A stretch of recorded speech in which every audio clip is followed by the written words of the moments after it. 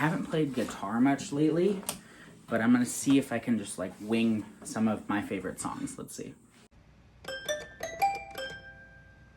Hey guys, welcome to another video. My name is Ian. I hope you're having a wonderful day today. Thank you so much for stopping by my channel. Today, I have a video that I'm very excited to make. I have something very exciting to talk to you guys about, and that is a readathon that I am co-hosting in April. It is Battle of the Bands time again. This is round 5, and I'm gonna win this time. It's gonna happen. Ultimately, I'm here to tell you guys about it because I want you to join, but I also want you to join my team because this is personal this time. This is the Captain's Choice round of Battle of the Bands, wherein all of the prompts are based on the team captain's favorite songs. So I had to make a playlist of like my top 20 songs, and from there we boiled it down to 5 songs that worked well with prompts and came up with prompts based on some of my favorite songs. So yeah, this is a really cool round. It's very special. I'm very excited about it, and what better way to celebrate Captain's Choice than by the coolest captain winning? Come on. Anyway, I really want you guys to participate in this. Even if you don't read all of the challenges, that's totally fine. This is not about reading as many books as possible. For some people, that's the goal. Like myself, I always push myself to read as many books as I can during these readathons. Ultimately, it's just about participating in an amazing community, and that is what you'll find at the Bookish Drummer Discord. We constantly have buddy reads going on, group discussions, questions of the day, readathons, things like that. It is so much fun. I love this Discord so much, and what better way to join or participate than a readathon? It's so much fun. Like I said though, in this video, I want to tell you guys a little bit more about the readathon. So I will be going through all of the different prompts and giving you some recommendations on some possible books that you could read. I'm not going to be really going over my own personal TBR because that'll be for another video very, very soon. But I want to just kind of tell you guys about the different prompts that you can participate in. I'll also leave a picture of some of the rules here if you want to screenshot it for yourself. Basically, there is a minimum page count, as well as you can't double up on prompts for specific ones, but the goal of the readathon is to earn points for your team as well as subtract points from the other team. There are also some really fun bonus challenges that we'll be doing this time, and yeah, it's just a good time. You guys should totally join. Without any further ado, let's go ahead and jump into the prompts themselves. Okay, so we're going to jump into the prompts here, but I did also want to take a moment to just say thank you so much to Stacy from the Chapter Conundrum, and Jake, of course, the Bookish Drummer, for putting this together. It is always so much fun, and it's one of my favorite things to do. And yeah, I'm really excited to be doing this with you guys, as well as the other amazing co-hosts, or the team captains. We, of course, have Jake, who'll be hosting Team Jake, and then we have Niko and Nala. I'll leave all of their channels linked down below, as well as Stacy's. Please go subscribe to them. They are all absolutely amazing. But let's jump into the prompts, shall we? So the first team is Team Ian, because we're the best. And here are our prompts. Can we climb this mountain? I don't know. Higher now than ever before us. No, we can make it if we take it slow. Let's take it easy, easy now. Watch it go. We're burning down the highway skyline on the back of a hurricane that started turning when you were young.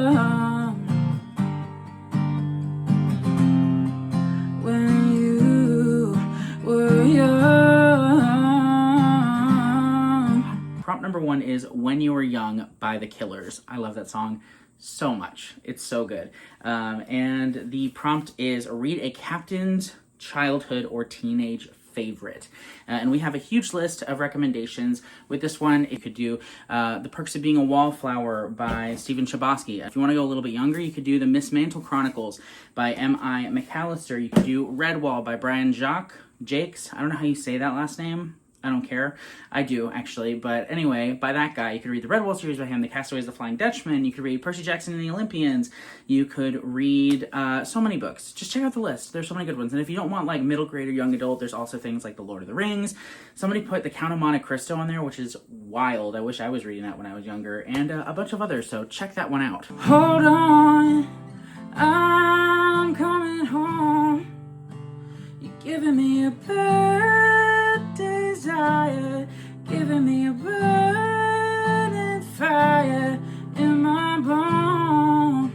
My second prompt is Bad Desire by Noah Gunderson, and the prompt is a book with a villain or morally gray main character. For this one, you could do Vicious by V.E. Schwab. This follows like an anti-hero to the extreme. The Kenzie and Gennaro series by Dennis Lehane. They are absolutely morally gray people. Or you could do Small Mercies by Dennis Lehane, or Mystic River by Dennis Lehane, or basically any Dennis Lehane book. You could do that if you wanted to. Or you could do some fantasy, like the First Law trilogy by Joe Abercrombie. You could do The Shadow of the Gods by John Gwynne. There are tons of options for this one, trust me. Like a fool, I went and stayed too long. Now I'm wondering if your love's still strong, ooh, baby. Here I am, signed, sealed, delivered, I yours. Here I am, baby. Oh, signed, sealed, delivered, I yours. Yeah, baby. Number 3 is Signed, Sealed, Delivered, I'm Yours by Stevie Wonder, a book that was gifted to you. So obviously, I can't tell you what to read here, other than if you don't have a book that was gifted to you by a loved one, this is your excuse to gift a book to yourself. Do it. You deserve it. And if you want my book company to send you a book, Inglenook Books, then I will leave a link to that down below. We'll send you a blind date with a book. It'll be so much fun. Yay. What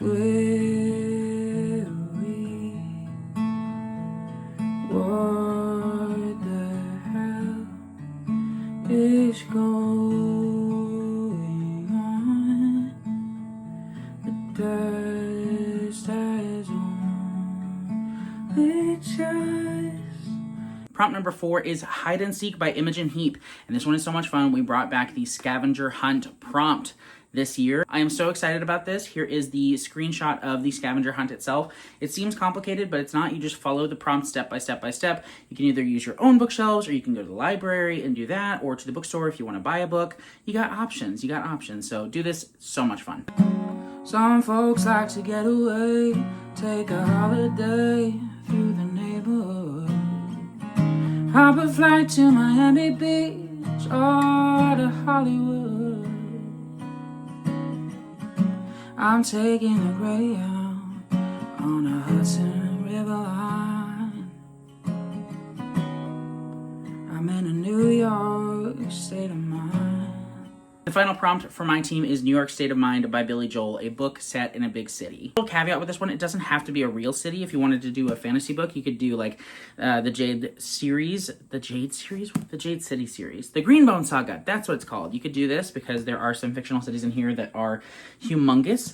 You could do something that is set in a fantasy-ish world, but also is the real world, like urban fantasy. You could do The Dresden Files by Jim Butcher. Those are set in Chicago, which is always fun. Really just pick like a big city and find a book that's set there. If you want another recommendation, because I guess I should give you one, you could go, again, apparently I'm just going to be talking about Dennis Lehane all the time, but most of his books are set in Boston, which is a big city, so read Dennis Lehane, guys. Okay, those are all of the prompts for the winning team. Let's go ahead and move on to team number 2, and that's Jake, who's going to lose big time, let me tell you. Prompt number 6 is One of These Days by Pink Floyd, a book that you've been putting off. Again, I can't really give you any specific recommendations on this because whatever book you've been putting off, that's what you should read. Other than, I'm going to tell you some of my favorite books that I want you to read because you've been putting them off if you haven't read them yet. Here are some of those. The Devil All the Time by Donald Ray Pollock. The Blue Side by Toni Morrison. Blacktop Wasteland by S.A. Cosby. What else? So much power. Wow. Wow, wow, wow. Interpreter of Maladies by Jhumpa Lahiri. And We Are the Light by Matthew Quick. If you haven't read these books, and I've been telling you about them for years, you're putting them off. Read them, please. Prompt number 7 is Rotten Peaches by Elton John, a book that takes place in a prison, jail, or dungeon. So for this one, I'm just going to give the broad statement of like police procedural ones, or like crime, or like detective stories, because typically there are at least 1 or 2 scenes that take place in a prison or jail cell if it's like a legitimate like law enforcement officer. Otherwise, if you want some like specific like dungeon recommendations or something, you've got like Dungeon Crawler Carl. You could do some fantasy books where there's dungeons. What's some other jail books? The Green Mile. That's the other one. You could do Rita Hayworth and the Shawshank Redemption. If you read all of different seasons, you could do that. Yeah, you got options. Prompt number 8 is Late in the Evening by Paul Simon. It's late in the evening right now, actually. It's almost like 12:30 at night.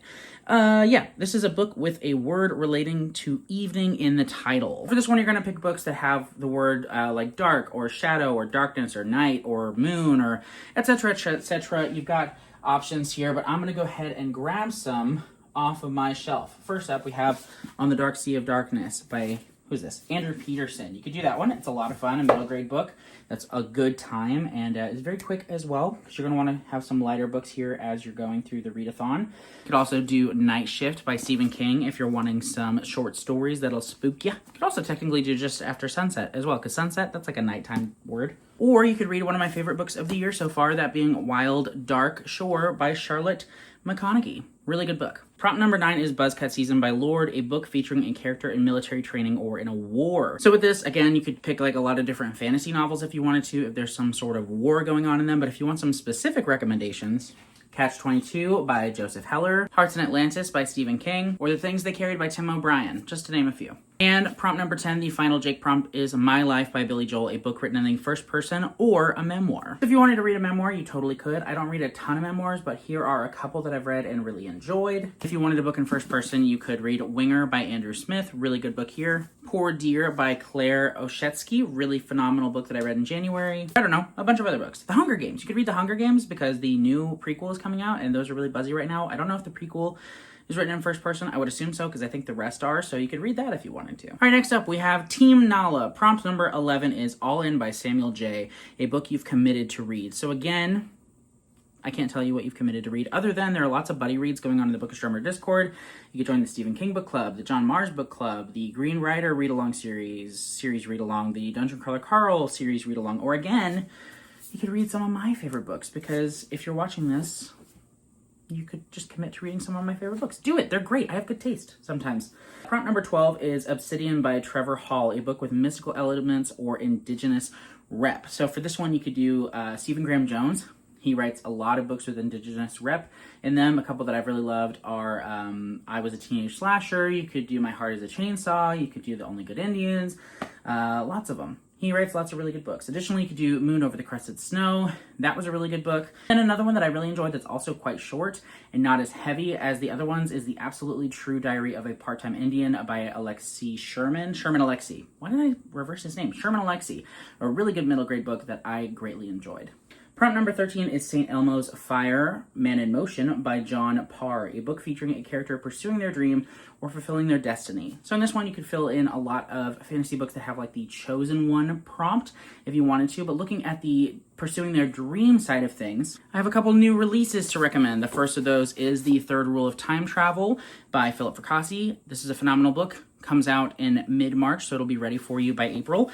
And then if you want a book that comes out in April, you could read When the Wolf Comes Home by Nat Cassidy. Really phenomenal. In this book, you have a scientist who is creating time travel or discovering time travel. And then in this one, your main character is an actress. She's not doing great at it, but she's trying. Prompt number 14 is Desert Rose by Sting, a book with beautiful prose or lush, detailed descriptions. This partly comes down to personal taste, like what you view as lush, detailed descriptions or beautiful writing, but I do want to recommend one author specifically to you, and please read these books. Please read anything this man writes because he's an incredible writer. His writing is gorgeous.